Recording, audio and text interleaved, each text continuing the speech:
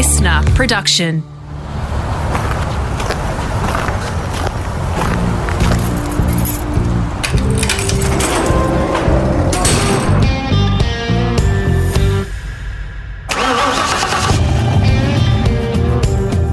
G'day, it's Rusty here, all set for part 2 of my podcast with Motorsport Australia CEO Eugene Arocca.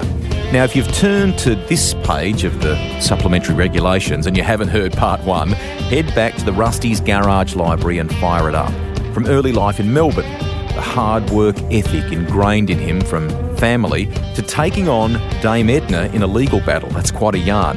And how he did something I greatly admire, finding work in a game you love, in his case the AFL, and how a social media DM sparked a career change into motorsport.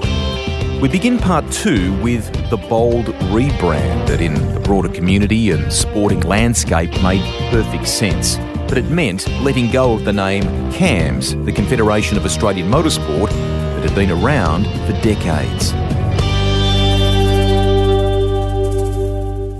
I'll admit now that when I started at CAMS, I didn't like the name. It just wasn't a great name. When you've got an acronym for a name, it's really difficult to tell people what you do. You didn't think the connection people in the greater sphere would make between CAMS and motorsport? If you sat in the back of a cab and the bloke asked you where you work for CAMS, he wouldn't know who you were. And you compare that to Cricket Australia, Tennis Australia, Australian Football League. Immediate recognition. And the board, and I'm not talking out of school here, the board had no appetite to change the name. There was a great historical connection to the Confederation. So how'd you sell that? Well, oddly enough, I'd sort of struggled. I'd spoken to Pap a few times. I said, I think we need to change the name. And you'll be surprised to know that we'd reserved the name. Had you? Motorsport Australia back in 97. Whoa. And I'd said to Pap, why have we reserved, this is Andrew Pap, why have we reserved the name and not used it? He says, we just didn't want anyone else using it. But we want to be known as a Confederation of Australian Motorsport. So one of the new directors, Margot Foster, who's really involved in sport, not a big motorsport person, but great in sport, former Olympian. Yep. We had a strategy meeting one day, and this wasn't even on the topic. She was a rower, wasn't she? She was a rower, Olympic rower, Commonwealth Games gold medalist. Wasn't even on the topic. And at one stage, either getting just before lunch or after lunch, she sort of cracked it and said, and by the way, gentlemen, because she was the only woman on the board, it does annoy me that we still call ourselves CAMS. Why isn't we change our names to Motorsport Australia? Now, there was a bit of a sort of sideways look of, well, what is she on about? We've always been CAMS. And the result of that was that I was able to go away and explore the opportunity to change, how much it would cost and what the upside would be. And I engaged a fellow called Ronnie Klein, who was a marketing fellow from a company called TKG, mad motorsport person. He had a garage of Tiranas, loved it. And Ronnie understood what we were and who we are. And with Ronnie, we worked our way to presenting to the board. And I remember he and I presenting to the board, and it was almost a 50-50 split. Wow. But the moment that sort of won them over was when he said, ladies and gentlemen, you've had the name reserved because you're fearful that if someone else takes it, they will be the ones who will be recognised as the motorsport body. What are you thinking? Take the name now. And the vote went ahead and we got the vote. There was one abstainer who insisted on wanting to be called CAMS. And I must say to you, Rusty, that if I reflect back on the changes, that has been probably the single most significant change, to be brutally honest, changing a 60-odd-year name to something more modern, reflective of what we do. And if you say to someone you work at Motorsport Australia, they'll guess what it is, but they'll know it's motorsport. If you said CAMS, unless you held a licence or you really knew motorsport, you had no idea. It's also improved our sponsorship cell. Being sponsored or being a sponsor of CAMS means very little to the bloke going in to buy some oil at a petrol shop. Being sponsored by Motorsport Australia or having sponsored Motorsport Australia has a much bigger connection. So it's no accident that Supercheap and Burson's and Shannon's have been big connectors for us because of that Motorsport Australia name in part, but also because we've got this wonderful cohort of mad and passionate officials and drivers who spend a lot of money in this business. We'll get to them in a second. New digs, new premises as well, a move in recent years. How significant was that in the shaping of things that we're talking about here? Yeah, look, we were in an old building, and you probably would have been in the building involved, and it had a bit of an oldness about it, and it was a bit drab, and we'd actually outgrown it. it's funny now because we've actually contracted in size, but at the time we were getting bigger and we were basically sitting on top of each other. And so I'd gone back to the board and said, they're building apartments all around us. We are like the broken tooth and a smiley grin, the one building that's only 2 floors high and everything else is being built around us. And this is prime real estate. So we went to the board and said, we paid about 1.9 for this block. I reckon we can sell it for 8. And then we can find ourselves something bigger, more impressive, and more modern. And lo and behold, we managed to get, I think we sold it for 8.25 or thereabouts, which is a fantastic price, great return, tax-free because we're a not-for-profit body. And we went and bought Canterbury Road. It was a 50-year-old building, solid as a rock, needed to be refurbished. We bought it for about 6.75, spent about 2.5, and now we've got this magnificent building, which you've been to a number of times. Yep. But I think it also happened around the same time as we changed our name to Motorsport Australia. We've got flags out the front. We've got a pretty good car park. It's a pretty impressive building. It stands for something. And I think that has also been a pretty important change for us. It's a modern building. It's sustainable. We're going to get some solar panels on the roof eventually. We are really committed to making sure that it's a good place for our employees to be, even post-pandemic, but also that it represents a really good statement of who we are. And lots of great reflections as you walk the corridors of some of the champions in the various different sports that we cover, which is great too. People listening, before we started recording today, we shot the breeze a little bit about some of the stats, I guess you could say, around licensing and memberships and so on. You're coming off the back of a very good month. Just share with people that may not know some of the things about the size of the body in that regard, Well, per capita, pre-pandemic, we had 27,500 competitor license holders. These are drivers, 10,000 officials. Per capita in the world, there is no other country that matches that. Wow.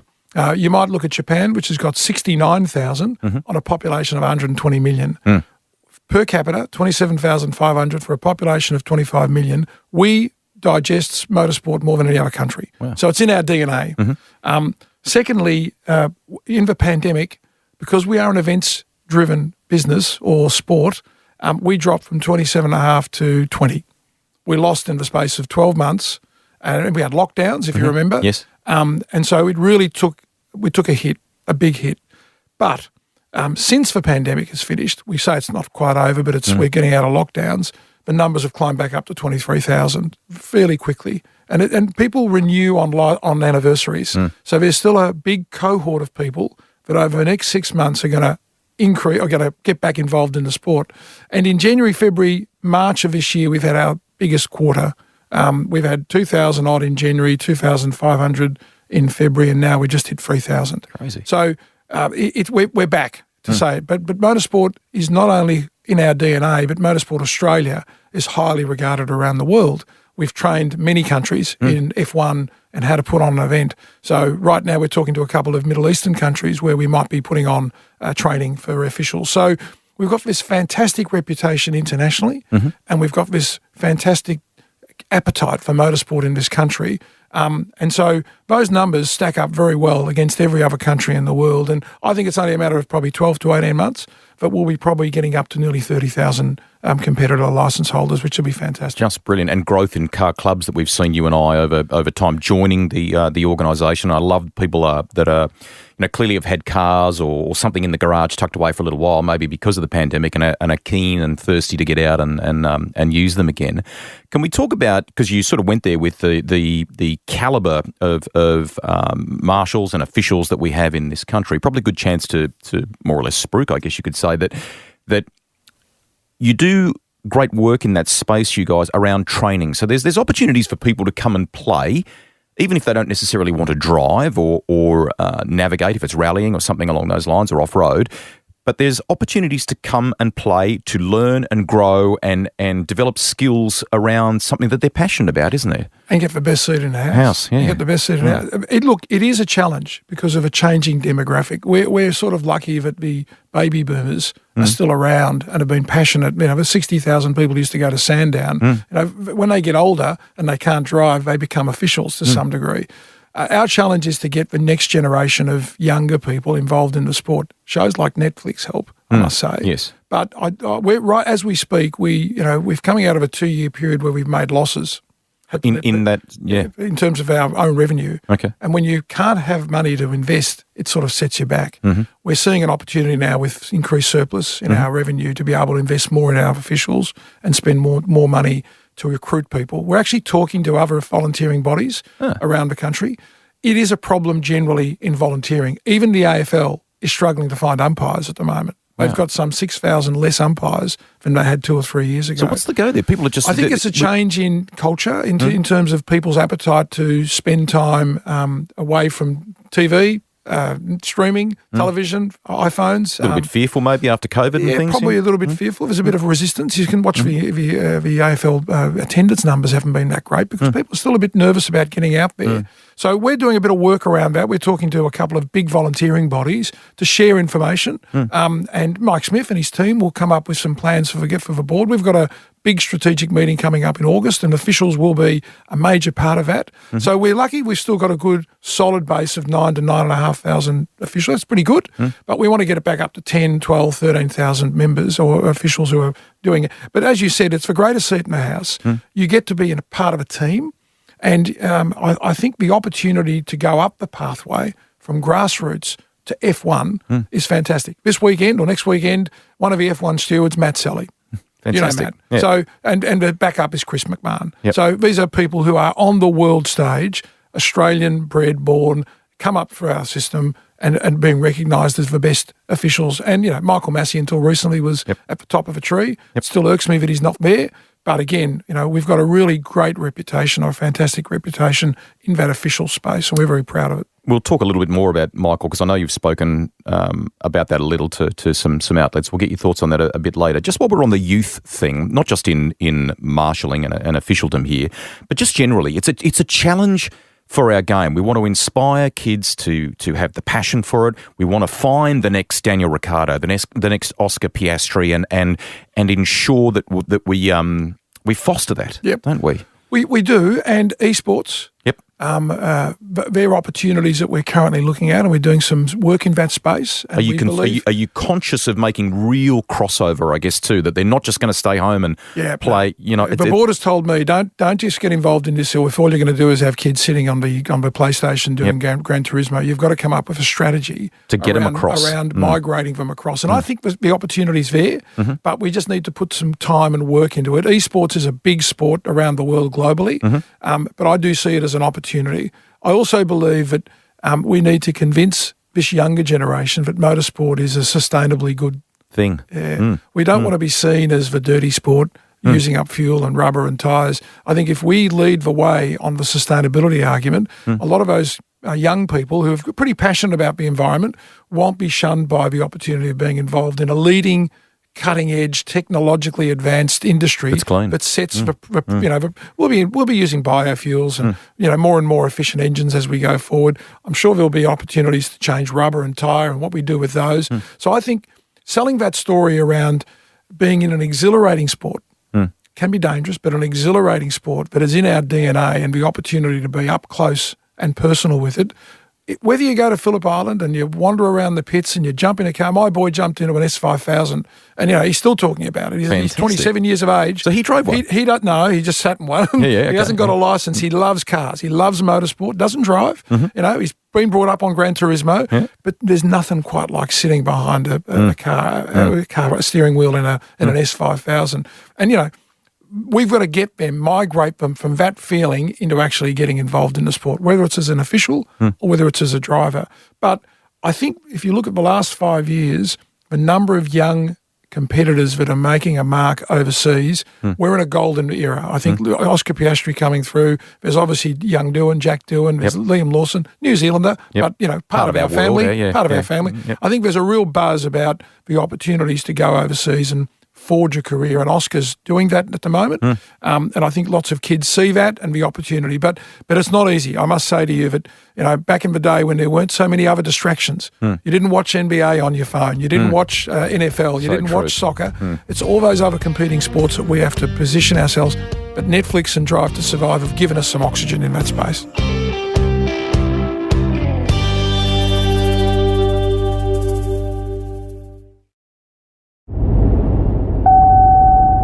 There's some exciting names coming up on Rusty's Garage. Stay tuned and follow Rusty on social media to hear all the latest from the garage. Vroom, vroom, vroom. Invariably, when you join the motorsport family and you get more exposed to it, you get the opportunity to go for rides. Have you been for rides in race cars? Who with and what was it? Tell us about that. Well, I've got to be careful, but I don't be seen to be taking favourites. But I've been on the mountain. My son and I both not suited up. I actually haven't suited up. Really? If I do suit up, it'll be with Johnny Bow, probably at Sandown. Fantastic. But I haven't actually suited up, and it's probably something I'll do towards the end of my career at this organisation, whenever that may be. Yep. So it's on my bucket list, but I have been taken around Bathurst. Excellent. And in a normal course car, and that was good fun. And I remember my quite son, eye-opening, mate, isn't it? It is. And this, you never appreciate the skill of our drivers until you've been in a car and watch the millimetres that we're talking about. You know, watching the side view mirror barely scrape the wall on Bathurst. And I remember James... And how easy they make it look, you know. And it's effortless, you know. And the course controller will lean into the car and say to the driver, 60%, fellas. That doesn't happen. Trust me, it doesn't happen. But I remember James was in the car behind me with DJ, Dick Johnson. And he hadn't been on the mountain, hadn't been at 200 plus. And at one stage, Jono turned around with one hand on the steering wheel down Conrod shot. Hey, boys, how good is this, hey? And they're like this. Frozen. So it's I would strongly urge and recommend anyone, if they get the chance to get in a course car, get in a safety car, experience it, because it does, and I've only had a taste of it, not a real, Cam McConville took me for a spin without being suited up. But I do look forward to the day when Johnny Bow or Mark Scaife will put me in one and I'll suit up and I'll do the full thing. I look forward to that too. I've had this sort of, not argument, but friendly jousting over time with sporting editors and things who are, they feel like it's just the car. Well, the car's a very important component of that, but it's equally about the team of people around it, and also especially about the driver and their talent and their skills. And when you get those sorts of people to the track and you put them in the car and you let them experience it, changes their whole outlook on it. Let's swing back if we can, because we were talking before about clean and green and maybe even electrification and that sort of thing. Just while we're on that flavour, what's the pressure like at a government level, either state or federal, for that style of thing as we go forward here? I think it's on their horizon. We talk to government a lot. We're not being... I think there will be a time where you will not get funding if you're not a sport but is being responsible in this space. So we want to get ahead of the curve. Right now, government are pleased to hear that we're looking at ways to be more environmentally friendly. They're not forcing it on us. I don't think there's an appetite for doing it today. They understand that you can't just flick a switch and suddenly go completely green. But if you look at the work that DJR is doing, Dick Johnson Racing, carbon neutral, the work that Ryan Story's doing, we're a bit different because we're an industry leader, and so we don't control a team as such, but we will move to a point where the Shannons and most of the championships we run will be environmentally sustainable. I call it environmentally sustainable and friendly. But we're doing some work at the moment with EY and their climate change partner to come up with a strategy similar to the FIA, where we will set some targets, we will set some agendas, we will aim for some technological improvements, then work with industry, because we can't do it on our own. We don't own the tracks. We don't control the venues. They're a big part of it. But I do think that if we want to remain supported by government, sustainable to our communities, we have to start making some noise in this space. And I must say that our President, Andrew Fraser, is very passionate about this, and he's instilled that passion in me. I'd sort of aware of it, but wasn't really sort of a number one thing that I would worry about when I got up in the morning. It's now very much front of mind. And Andrew's actually on the FIA Environmental Sustainability Committee. That's how passionate he is. So we're working on coming up with something in the next 6 months that sort of gives government great confidence that we are doing what needs to be done to satisfy them around our responsibility to the environment. What about stuff in the great box ticking that we've talked about here, and there's been some very very good things you've achieved. What about stuff that hasn't gone right? I mean, Formula 4.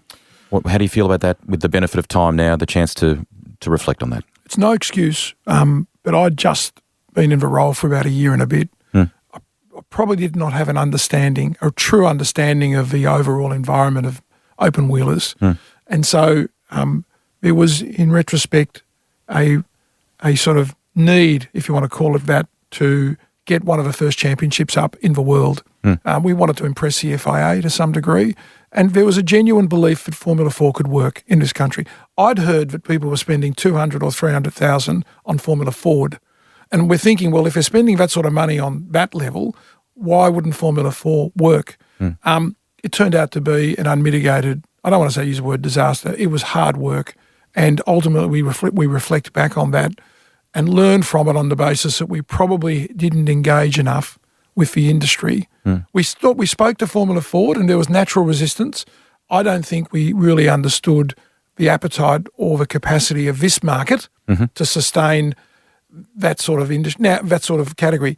The problem, as I see it, was that overseas there were grids of 25 or 30. German championship and so on. The German, the Italian, well, not so much the English, but certainly the German and the Italian, they were getting 40-car grids.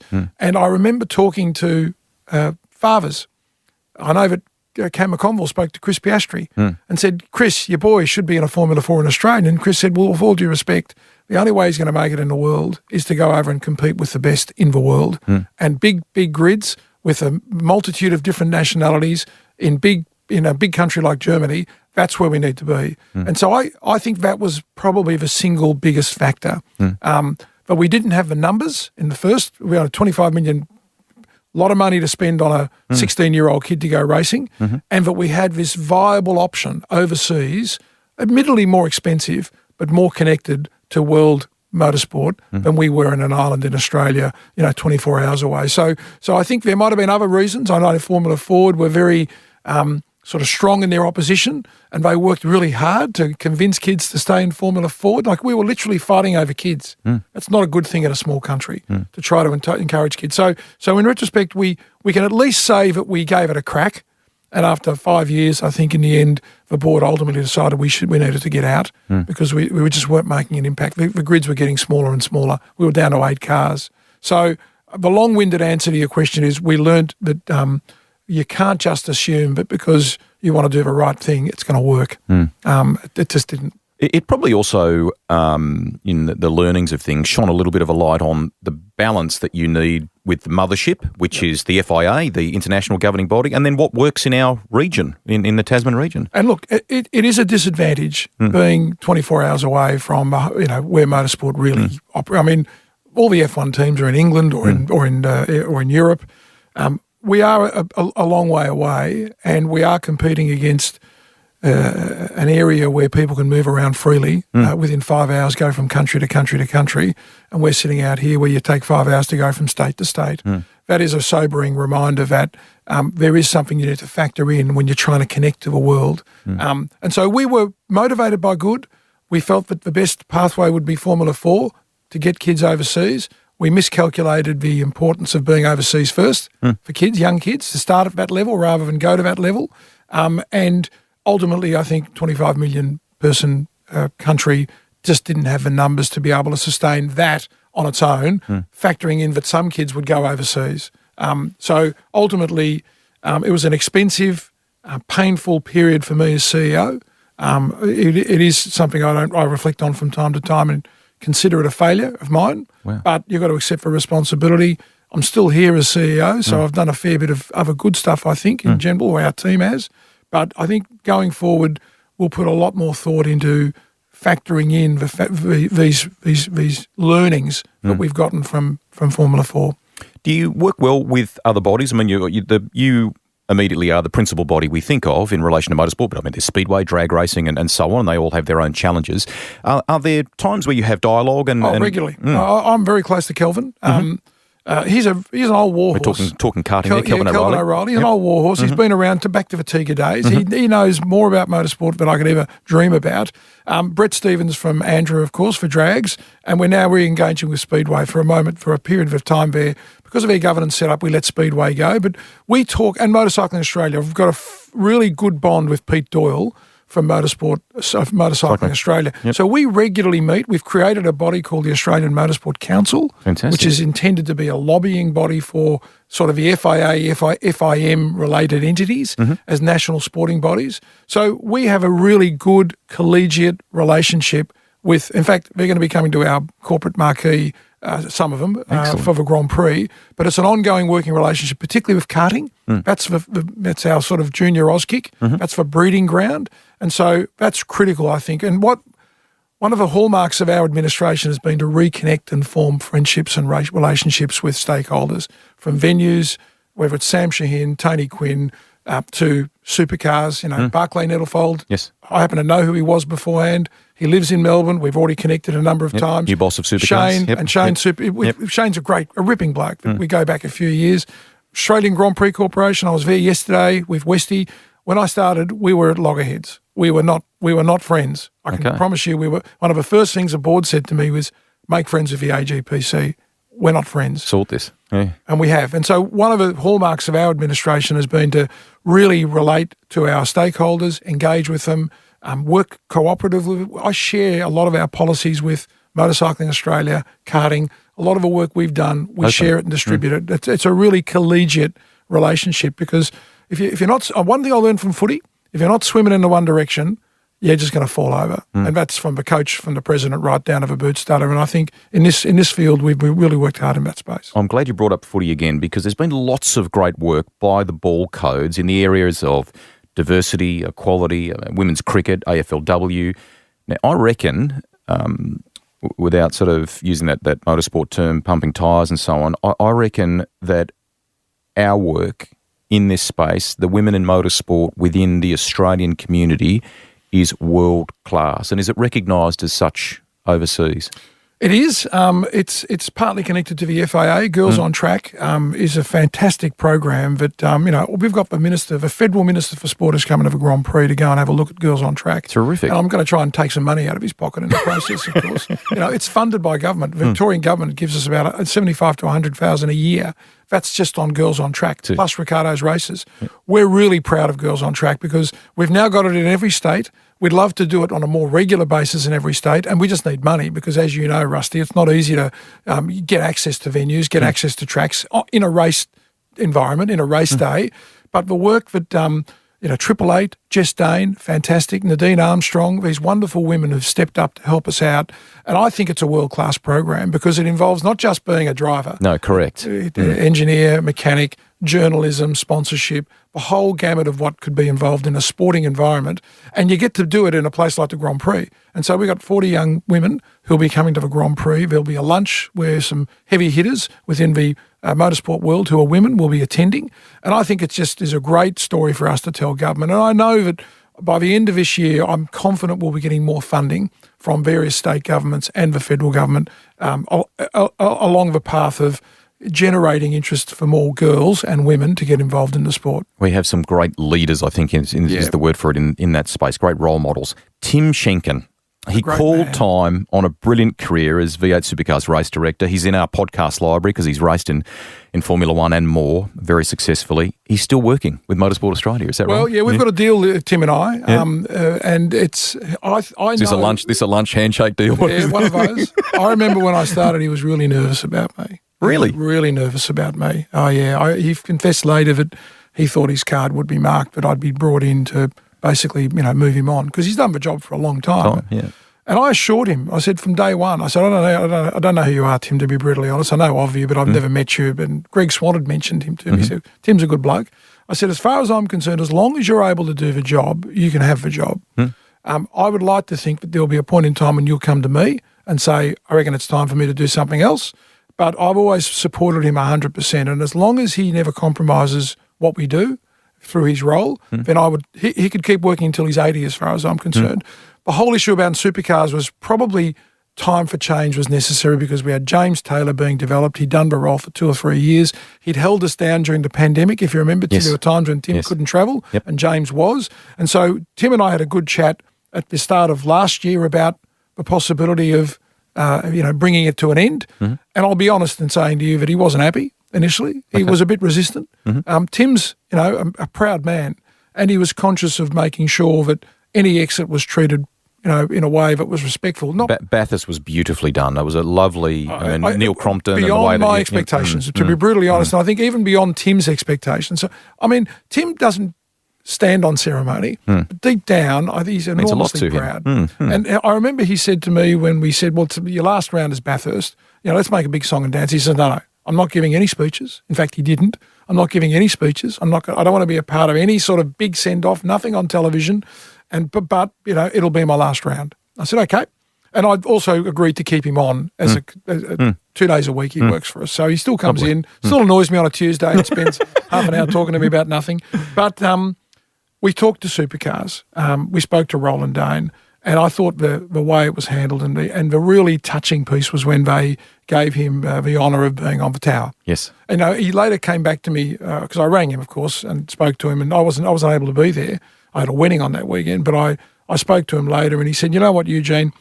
In retrospect, it's better to enjoy these things when you're still alive." Yes. And rather than have people, talk about you after posthumously. I said, "Well, Tim, you can go to Bathurst any time now, and there's going to be a plaque on that wall that's got your name on it forever, and you've got the opportunity of seeing it rather than having moved on and the family enjoy it."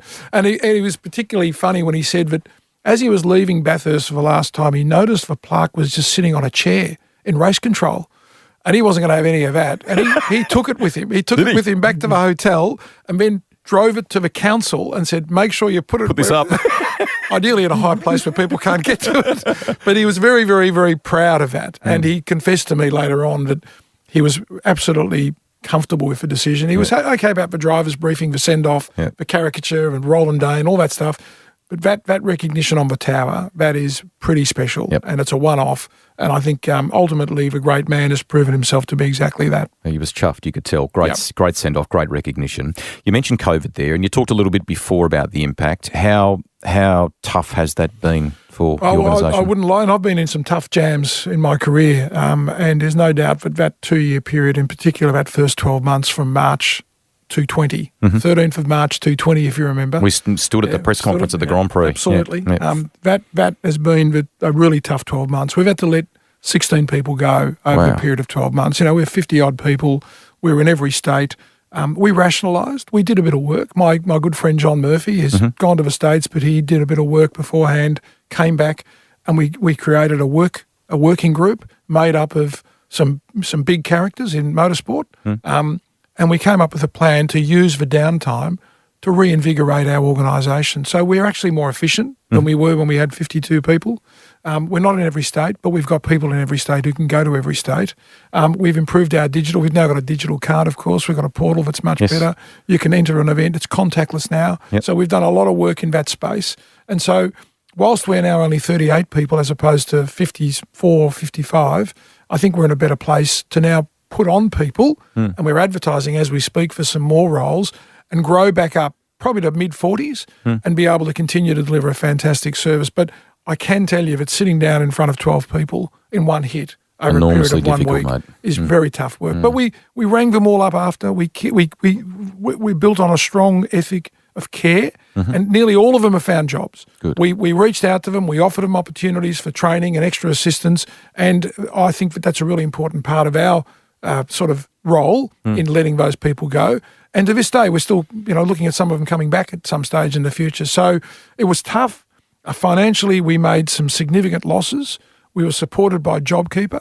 I remember the Monday, I don't want to digress, but on the Monday I planned with the board's support to stand down 80% of our staff.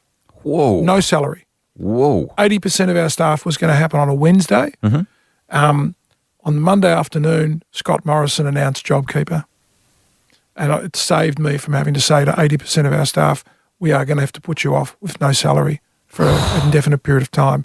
And as it turned out, JobKeeper saved us, and we were able to keep that staff on 80% of their salary for most of the year. Most people don't know that for most of the last 2 years, our staff have been either on 80% or 60% in the case of the executive. So I asked my executive team to take a cut 40% for most of 2020.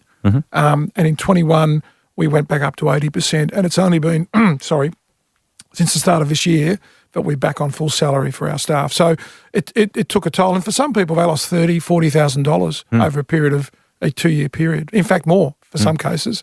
But most of our average staff would have lost somewhere between 20 and 30,000. And the challenge for us has been to keep them because, if you're not getting an increase, so there's been no increases for 3 years, you've lost money, someone comes along. Cost of living's going up, other opportunities. Someone comes along and says, here's 20,000 more, and you're not going to go down. I'm not going to put you on a stand down or anything. People have been tempted by that, but we're very proud that we've kept our staff together. Very important. Good on you. Michael Masi, you brought that up before, just to set the scene for a few people. I mean, obviously came through, I've known him since he was about 16, enormously hard-working guy who immersed himself in working with Kelvin O'Reilly, who you talked about before, the official side of motorsport, rose through the ranks to work with other countries when they were setting up events and so on. He became, in very tough circumstances, when Charlie Whiting died in the lead up to the Australian Grand Prix a few years ago, he became the race director of Formula One. And we had a very controversial finish to the Formula One World Championship last year. In the wake of all that, he's been let go from that role. This is a hot topic, I know, and it's a very difficult one to ask you because on the one hand, you have the FIA mothership, and on the other hand, Eugene, you have a bloke you know, a proud Australian who's done some great things and is a great role model to some of these young men and women we are hoping will come into official roles. How do you sort of compartmentalise that? How do you feel about all that now? The feeling's no different than it was when he was let go, to be brutally honest. And I've spoken to Michael recently. And how is he for people that don't know? Look, he's a tough guy. He's saying he's going okay. I think it's, and I've left an organisation in a circumstance which was less than ideal in North Melbourne. I left for reasons that others will know about. And when you become emotionally connected to an organisation, it's really hard to separate. And he would be going through hell right now in the lead up to the Grand Prix. I can tell you. We got an invitation to the governor's function. There's a governor's function Thursday night. Because he's an FIA employee, his name was on the invite list, and I got the invite, and I emailed him and said, I reckon I know what the answer to this is going to be. And he said, yeah, you know, Huge, I'm not going. So it's gonna hurt him, and he's a proud man, and he's comes from a wonderful family, and I think the way he was treated was not great. If I was an employer in that situation, I wouldn't consider what happened there to be my proudest moment. He had to sit around for 3 months waiting for an investigation, but ultimately he was never interviewed for.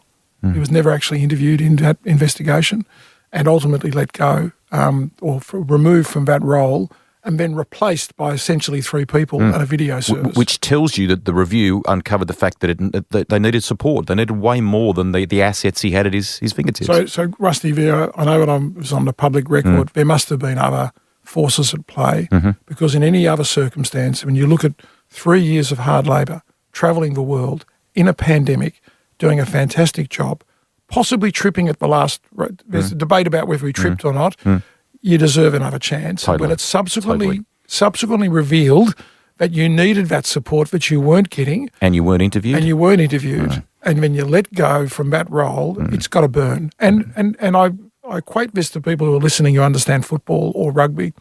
It's like an umpire in the last minute of a premiership game or a grand final game, making a decision in the goal square, or rugby would be in the last 10 metres, with both coaches yelling in your ear, yelling at you and telling you what to do. In a life and death situation, motorsport isn't football. Actually, there's a dangerous sport. So you add that layer to it, and it's incomprehensible that he would then be let go as a result of what happened. And so me, as putting aside I'm a friend, if he was my employee, I would have been a lot more engaged. I would have worked through why it happened, how it happened, and then found a solution, because he is a talent. He is a talent. It's a loss, in my opinion. And it's a loss to the FIA. It's a loss to Formula One. He'll pop up somewhere because we love him in Australia. So he'll find, when he's ready, when he comes back, he'll find somewhere to park. You know, this is a bloke who spent 6 months in Korea for Motorsport Australia CAMS, getting ready for the Korean Grand Prix. 6 months he lived in Korea in preparation for that. And we weren't talking a beautiful city in the middle. I mean, it was... No, you know where it's I know exactly where it was. So here's a man who knows more about motorsport than many other people in this country, has been at the upper echelons and is cast aside. And as far as I'm concerned, if he comes home to Australia, there are plenty of people lining up. I spoke to Scafie recently. There are plenty of people lining up who put their arms around him and bring him into their organisation. He has a lot to offer. Everything from the sporting side to the safety side to the organisational side. You know, if we get a gig overseas, I'd be tapping him on the shoulder to say, do you want to go and lead us in the training of the officials for another Grand Prix? But right now, it'd be burning him. I got no doubt that he would be cut up by the way in which he's been treated. We need to move on. I'm glad you've had your say. It makes me bloody mad, mate, because I think he should have had greater support at an international level, and I'm miffed about that, absolutely miffed about it. Sport has done some great things around prostate cancer awareness, for example, and encouraging testing and things like that in recent time, Motorsport Australia. Am I right in saying, mate, you've shared a little bit of your own journey in relation to cancer? I did. It was interesting that Crompo mentioned that one of the reasons he discovered what he had was because he went to do his medical for his license. And that it happened to him. Yeah, like every other 50-year-old bloke, I just, didn't worry about going to the doctors Actually, I went to the doctors on a regular basis, but for whatever reason, the doctor had never asked me about doing a bowel colonoscopy. Cancer. Colonoscopy. And I thought, and I'd got the pack. Once you get to 50, you get a pack from the government every 2 years, and I put it aside and I ignored it. And then when I was about 53 and a half, 54, I went to the doc, and he just out of the blue said, did you end up getting one of those packs from the government? I said, oh, yeah, I did. Did you end up using it? I said, no. He says, Huge, is there a family history? I said, well, not that I know of, but I know her mum had some issues with her stomach and whatnot. And he says, well, you better get a colonoscopy. And so, lo and behold, went in for a colonoscopy. It was probably, I think it was around about August, because I normally go in and see him around my birthday, July. So I did the colonoscopy. It would have been it was September. And the doc said, we found 3 polyps. That's not unusual, he said. There's 5 mil, and a 10 mil one. Now we're talking tiny polyps. We burnt them off. You should be okay.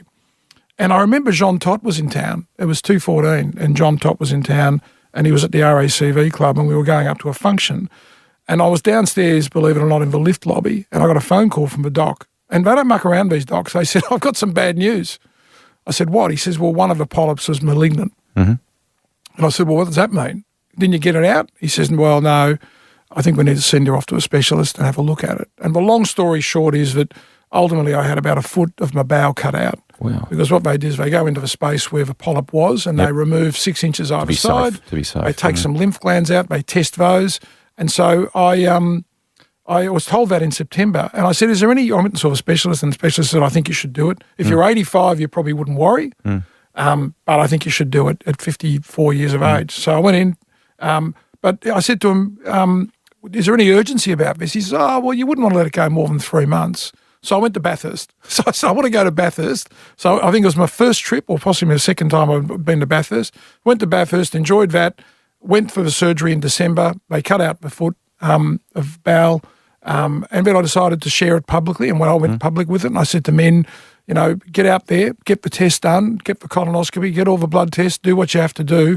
And there's about 3 or 4 people that have come up to me since then and shaken my hand and said, you know what, I actually went and did that. Good. And I had the same surgery you did. Wow. If I'd have waited any longer, it could have been serious. So I consider myself extremely lucky. If I'd have gone another 12 months, it would have developed into true bowel cancer. So it would have been the start of a cancer, but they nipped it in the bud. And as it turned out, I was very lucky. And I now get colonoscopies on a regular basis.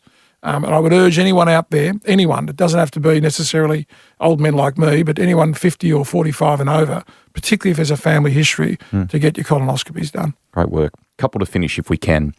What's next on the Motorsport Australia agenda? What sort of things given we've come out of a pandemic or coming out of a pandemic, sort of the 5-year track down the road in the shape of what you've talked about environmental challenges and all sorts of things? Well, I think venues is pretty big. I'm pretty proud. Permanent venues, you permanent mean? Permanent venues, yeah. Street circuits are great. We need them. But permanent venues, what we know drives our sport are venues. And our members have said to us repeatedly, if you build it, we will come. And there's the old joke, and Scafie told me this, but if you had a choice between cancelling a wedding or cancelling a track day, cancel the wedding, because you can always rebook it 3 months later. You cancel a track day, you may not be able to get back on for 12 months. Correct. Yeah. So it's a problem in our sport that we're losing venues. Sandown's now on the chopping block. There's no doubt within the next 4 to 5 years it'll go. So for me, it is around building the political narrative to get more investment from government, because Sam Shaheen comes along once in a lifetime. Totally. Yep. You're not going to get that many. Or Tony Quinn. We're lucky enough to have Tony Quinn and Sam Shaheen in this country who are investing, but we need more venues, and that's a priority. We also need, as I mentioned already, some environmental focus and to set a plan for the industry, not for Targets. Motorsport Australia, for the industry about how we're going to achieve that. We need to tap into this younger generation, and we've got a real opportunity with the advanced. Oh, look at the record numbers of the Grand Prix. That's a good sign for government to see, so that when you go and talk to a minister, you say, well, look what's happening. This is a popular vote-winning sport. Ask Peter Malinowskis from South Australia when he won the election on the premise of Adelaide 500 and bringing back the Adelaide Motorsport Festival. So getting in front of government and capturing the popularity, it's in our DNA. Everyone knows about Brocky and Moffat and Brabham and Daniel. It's a really big calling card for us. And I think officials. So if you had 4 or 5 topics, they're about it. But venues, getting more government funding, developing the girls, getting more girls into the sport, we're lagging way behind. 8% of our licence holders are women. We need to get that up, 25%, plus the environment and the venues and government funding. And I'm pretty confident that with a couple of elections coming up, there are opportunities to go and pick a pocket or two, get in front of government. I personally, before I leave this job, would love to see that there'll be another track in Victoria in the west of the state, and we're currently working very closely with government around that, because if Sandown does fall over, we need another venue. Phillip Island and Winton are not going to be enough for this state. And remember that our 2 biggest states drive 50%. We need to get Queensland up, and now the QR has been taken over by Tony, we think. So there's a whole raft of things, but I think I've captured the members, the officials, the venues, the environment, and government. They're the sort of things that I think about on a regular basis. You may not have done this, and you don't have to answer it if you don't want to, but have you set a little personal timeline for yourself in terms of the involvement? Yeah, I think there's the old saying that Mick Malthouse used to say that when you announce you're going to retire, you're pretty much retired. And I've got to be careful of that. But I would think, and it's no secret, I'm 61 years of age. I'd love this job. I love this job passionately. It's been a really good journey for me. And I would love to think that, that the board will allow me to see out the next 2 or 3 years. That'll do me then. I sit on a board. I could sit on a number of other boards. But I feel there's a bit of unfinished business because of a pandemic. It's set us back. And I think we've got a real opportunity coming out of a pandemic as a sport with the IP that I've gained over many years, the political connections, the relationships we've built to really capture that, so that when I do leave the job, I leave it in a much better place than it was even 2 years ago during the pandemic, but certainly 10 years ago. So you've got to be conscious of making sure that you understand that you can't have a job forever. And as long as this board is happy to support me, then I'll continue working. But I don't think I'll be in the job when I'm 65, to be brutally honest. But I can't say to you when I'll retire, but I want to keep working hard. Can't play favourites, but what is in the Arocca garage? Come on, what's the daily drive? The BMW 340i X-Drive. It's well done. A wonderful car. I mean, look, I'm a bit of an old man. I love the comforts. My son's trying to get me into an M2. He wants to hear the rumble of the M2 downstairs in the garage. We've got 4 cars in our garage, and 2 of them are my son's. Okay. He's got an old BMW, the last of the straight 6s. Oh, beautiful. 92, 93. He loves that. He's got a Pajero of all things, do you believe it? 4-wheel drive. He thinks it's an investment. I think it's just a piece of crap. But anyway, it's a diesel. And my partner drives a Merc, and I've got the BMW. And I think this is my 4th BMW. I love Beamers. They're a great car, great comfortable car, all the modern technology. But I reckon there's a chance my next car could be an electric vehicle. Okay. As funny as that might sound for someone from Motorsport Australia, I think that's possible. Watch this space. Hey, we've got to let you go. You've got to go to a luncheon with some political people. Good luck with the pickpocketing that you were talking about to help the game. It's been awesome to shoot the breeze with you and just to share a bit of your story with the people in the greater Australian automotive and motorsport community. Thank you. Well, Rusty, it's been an honour, and thank you very much for asking me to do this, because I was wondering, you must have been scratching around for guests. you ask me. I wasn't. So I'm really proud, and you are a great friend of ours, and I consider you to be a friend because Thank in you. the time that I've been the CEO, you've been a part of what we do and how we do it, and the professionalism and how we present our awards nights. I compare them to when I first started, and it's a next level one. So well done to you for Thank you. supporting us, and it's been a real pleasure, talking to you for an hour or so. It's been great, mate. And at heart, what we just want is for the game to be better. Absolutely, Cheers. nothing better than that. Thanks, Huge. Thank you very much. Thanks, Rusty.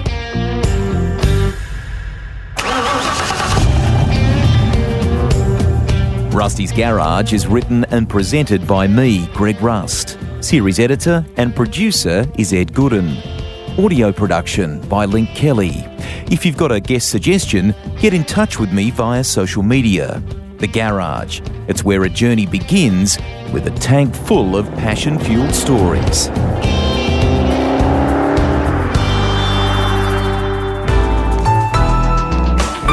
Listener.